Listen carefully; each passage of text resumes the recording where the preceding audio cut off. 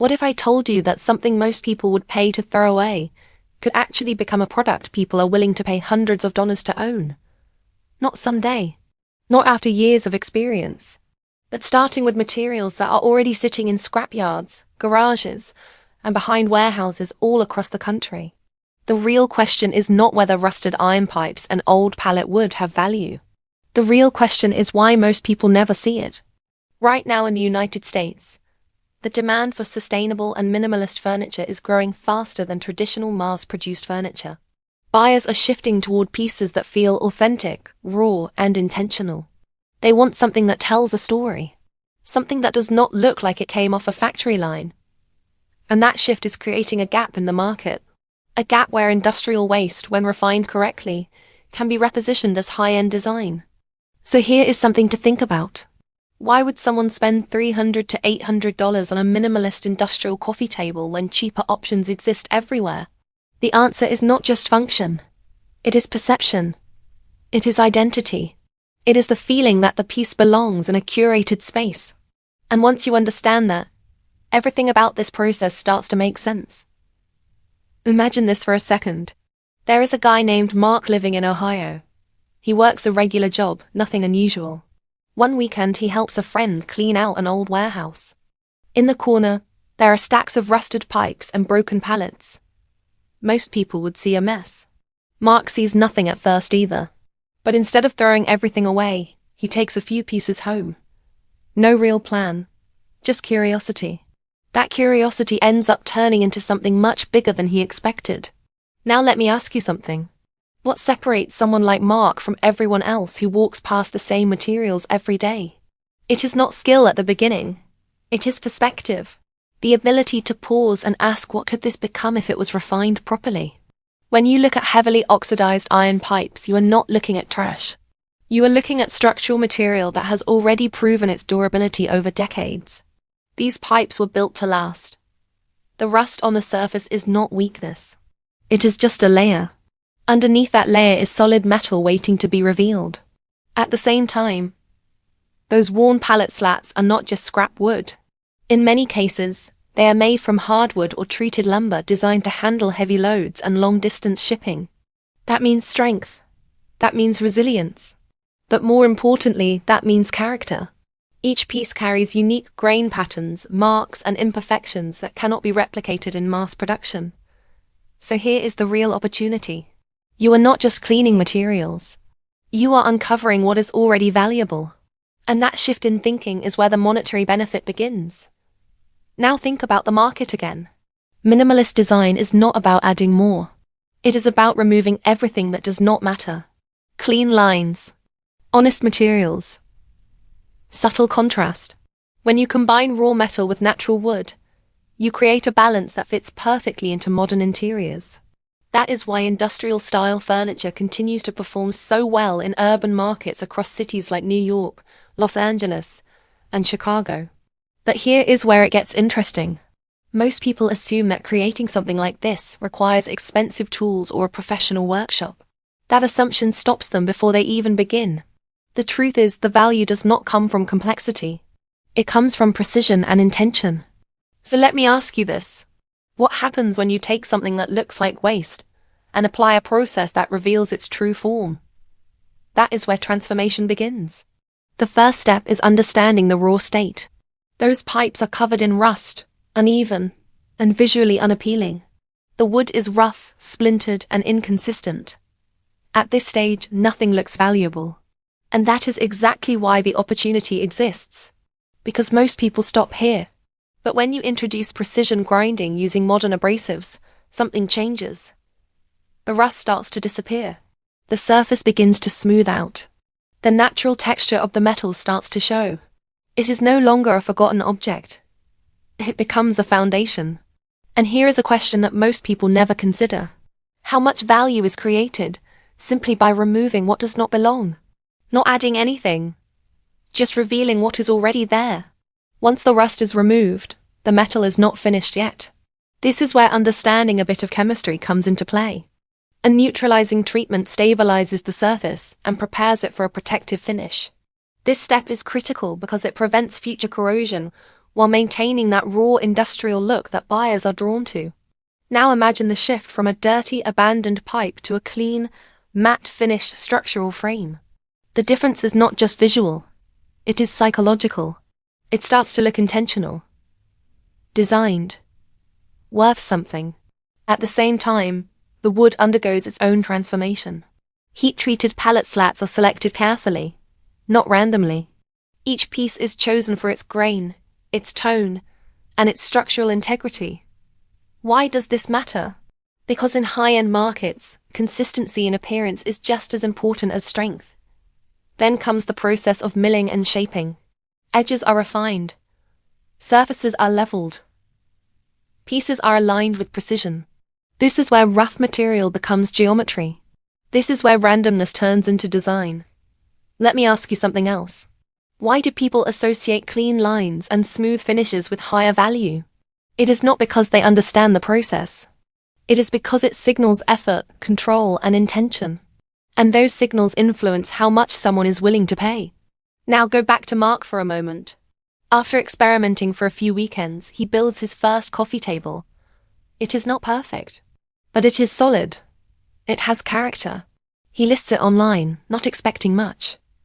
Within days, someone reaches out, not to negotiate down, but to ask if he can make another one. That moment changes everything. Because now it is no longer just a project. It is proof that there is a market. And here is the question that should be sitting in your mind right now. If one table made from discarded materials can sell, what happens when the process becomes repeatable? This is where the real monetary potential starts to unfold. Not in the materials themselves, but in the system you build around transforming them. But before we go deeper into scaling, pricing, and positioning this for high-end buyers, there is something even more important to understand. What separates a piece that looks homemade from one that looks like it belongs in a designer showroom? That answer lies in the finishing details. And that is exactly where most people get it wrong. What if the difference between something that sells for $50 and something that sells for $500 comes down to details most people rush through or completely ignore? Not the materials, not the basic structure, but the final 10% of the process that determines how the piece is perceived, the moment someone sees it. This is where the transformation either becomes real value or stays stuck as a simple project. After the metal frame is cleaned and stabilized, the finish becomes everything.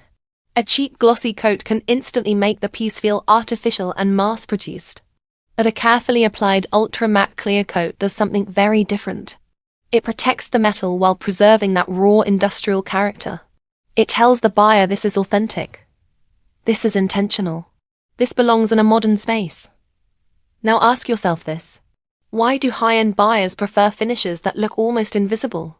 Because it allows the material to speak for itself. It removes distraction and highlights texture. That is what creates the feeling of quiet luxury. The same principle applies to the wood. Once the pallet slats are milled and shaped, the goal is not to make them look new. The goal is to enhance what is already there. A non-yellowing matte sealant protects the surface while keeping the natural tone and grain visible. It does not hide imperfections. It frames them as character. And this is where perception shifts again. What once looked worn now looks curated. What once felt random now feels designed. Now think about assembly. Most beginners rely on visible screws and brackets because they are easy. But visible hardware immediately signals lower value. High-end design hides complexity. It makes the structure feel seamless, almost effortless. So when you use hidden joinery and concealed fasteners, something subtle happens. The table begins to feel lighter visually, cleaner, more refined. It creates what designers call a floating effect, where the top appears to rest naturally on the frame without distraction. Let me ask you this. When a buyer looks at a piece and cannot immediately see how it is held together, what does that do to their perception of its value? It creates curiosity. And curiosity increases attention. And attention increases willingness to pay. Now go back to Mark. After selling his first table, he does not stop. He studies what made it appealing. He refines his process. He improves his finishes. He starts paying attention to presentation. Not just the product, but how it is shown. He stages his next table in a clean, modern living room setting. Neutral colors, soft lighting, minimal background. Suddenly the same materials look completely different. Not like something built in a garage, but something that belongs in a design catalog. Within weeks, he sells 2 more pieces. Then 3. And here is where things start to get interesting. Let me ask you something important. If your material cost is close to zero, because you are sourcing reclaimed pipes and pallets, and your selling price is several $100s per piece, what does that do to your profit margin? It creates leverage. This is where the monetary benefit becomes clear. You are not competing with large manufacturers on cost. You are competing on story, uniqueness, and design. And those are areas where small creators actually have an advantage. Now consider the broader market. In recent years, there has been a significant rise in demand for sustainable products. Consumers are more aware of environmental impact. They are actively looking for alternatives to mass production. And they are willing to pay more for items that align with those values. So here is the question. Why would someone choose your table over a cheaper factory-made option? Because your product carries a narrative. It represents transformation. It reflects intentional design. It connects with the buyer on a deeper level than function alone. And that connection is what drives premium pricing. Now think about scalability. Most people assume that working with reclaimed materials limits growth. But the opposite can be true.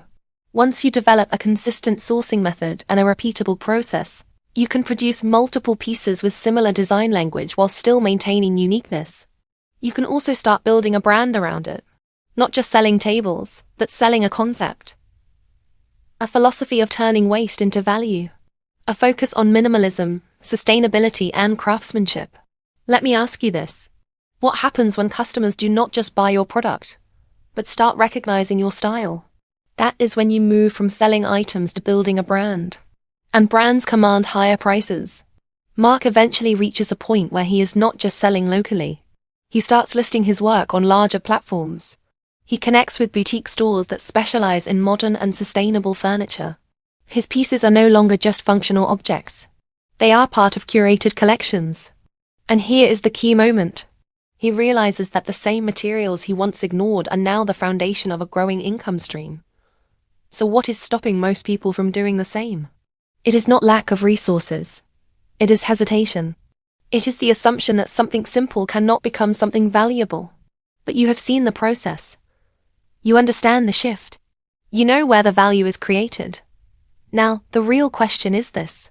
What are you currently overlooking that could be turned into something meaningful with the right perspective and process? Because the truth is, opportunities like this are everywhere. In scrapyards, in old buildings, in materials people throw away every day. And the difference between seeing waste and seeing value is often just one decision. If this opened your perspective even a little, imagine what happens when you actually apply it. Support the channel by liking and sharing this with someone who would never look at scrap the same way again. And if you want more insights on turning simple ideas into real opportunities, subscribe. Your next opportunity might not look valuable at first glance, but that does not mean it is not there.